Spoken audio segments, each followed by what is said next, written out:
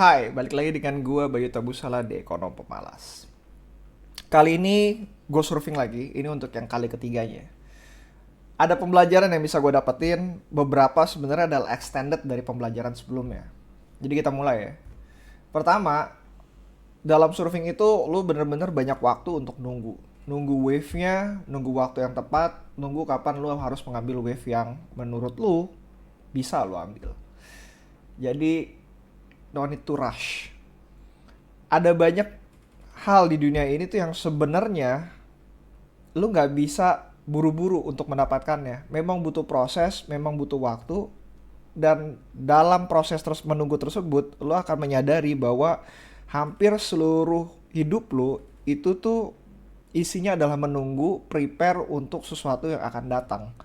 Sesuatu yang akan datang ini kita sebut adalah wave atau kesempatan. Jadi intinya lu cuma bisa prepare dan menunggu kesempatan itu datang, dan ketika kesempatan itu datang baru lu bisa riding the wave-nya itu. Jadi forget about FOMO, akan selalu ada kesempatan yang akan datang. Have fun dengan apa yang lu punya.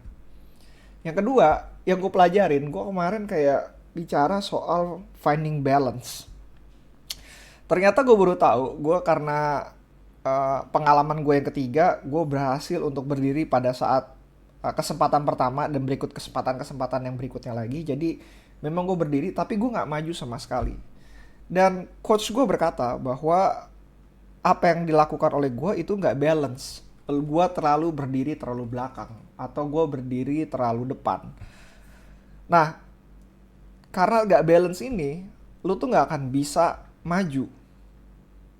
Kenapa? Karena ya kembali lagi, wave yang arah ke depan, lu berdiri taruh belakang, artinya lu mengerem untuk maju.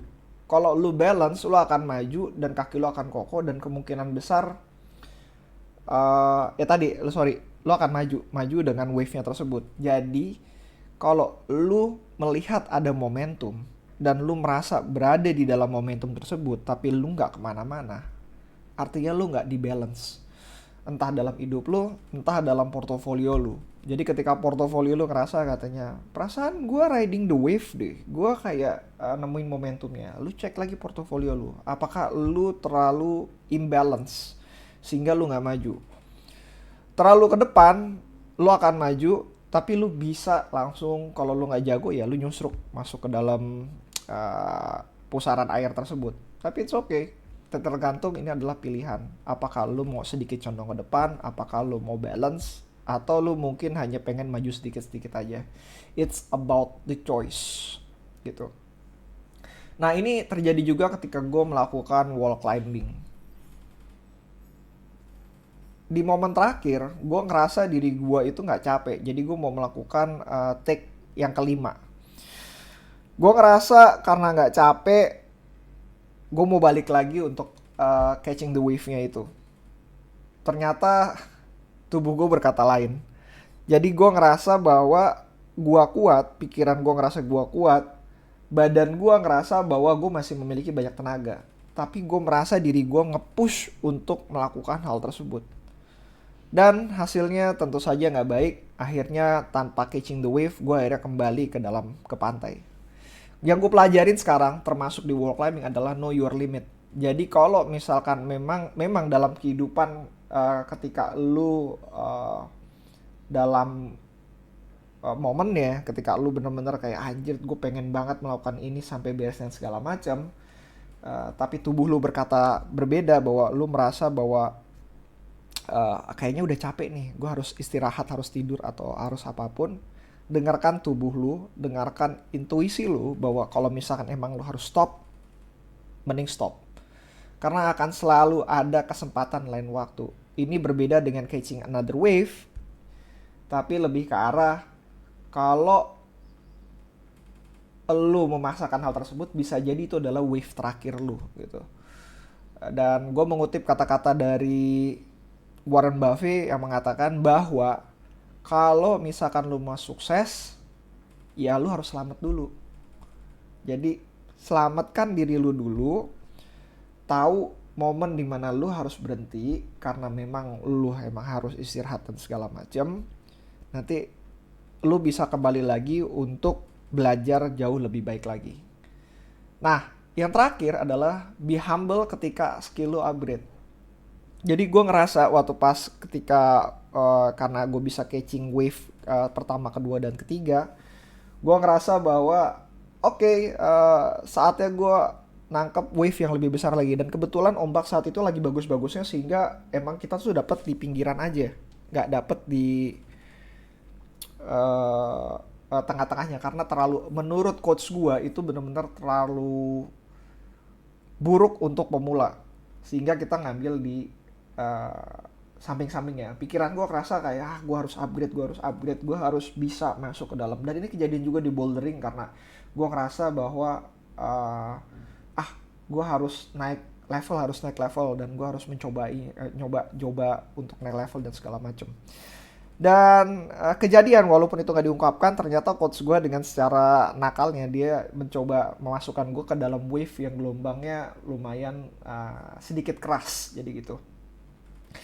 Ternyata it's whole a different game, it's whole another level.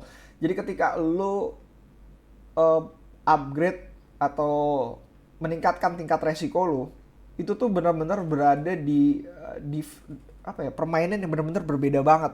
Lu akan merasakan bahwa ternyata skill set lu benar-benar berkurang. Bahwa bukan berkurang sih, maksudnya kurang untuk diaplikasikan ketika lu upgrade level. Tapi lu nggak akan pernah tahu skill set lu kurang kecuali lu benar-benar merasakannya. Jadi yang perlu gue pelajarin dari hal ini yang adalah, pertama, lu wajib coba untuk naik level sehingga lu bisa tahu limit lu sampai mana. Kedua, ketika lu memang tidak bisa untuk di level tersebut, segera kembali turun level, dan akhirnya lu bukan menyelesaikan misi sih, lebih tepatnya adalah mempelajari jauh lebih baik lagi di level lebih bawahnya, sehingga lu bisa selamat di level lebih atasnya.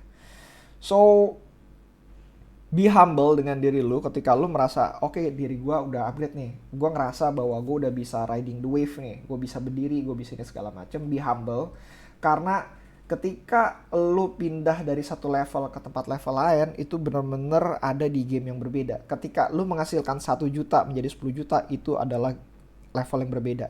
10 juta jadi 100 juta, itu adalah sebuah level yang berbeda. 100 juta jadi 1 miliar, itu adalah di level yang berbeda. Begitupun dalam mengelola uang, begitupun dalam mengelola investasi. Ketika lu memiliki uang miliaran, lu akan menyadari bahwa kehilangan uang ratusan juta itu benar-benar jauh lebih bermakna. Ketika lu menghasilkan mengelola uang 100 juta, kehilangan 1-2 juta karena gaji lu cukup tinggi, mungkin nggak akan terlalu berpengaruh. Tapi ketika aset net worth lu jauh lebih tinggi dibanding apa yang lu hasilkan secara per bulan, lu benar-benar butuh skill set yang jauh lebih berbeda dibanding apa yang harus lu kerjakan. Tapi in the end, ketika lu mau upgrade diri lu dari satu level ke level yang lain, satu-satunya jalan adalah lu harus mencoba. Dan kalau memang nggak bisa, know your limit, turun dulu dan laksanakan di level yang lebih nyaman untuk lu kerjakan. Setelah itu bertahap untuk mengupgrade diri lu sehingga lu nyaman pada level selanjutnya. So that's it, itu pelajaran gue dari surfing kali ini. Semoga ada manfaatnya. Kalau ada pertanyaan, ke Instagram gue di @bayutabusala, atau lu bisa ya DM aja di sana, atau bisa datang ke YouTube gue @ekonompemalas, atau kalau misalkan mau email di bayutabusala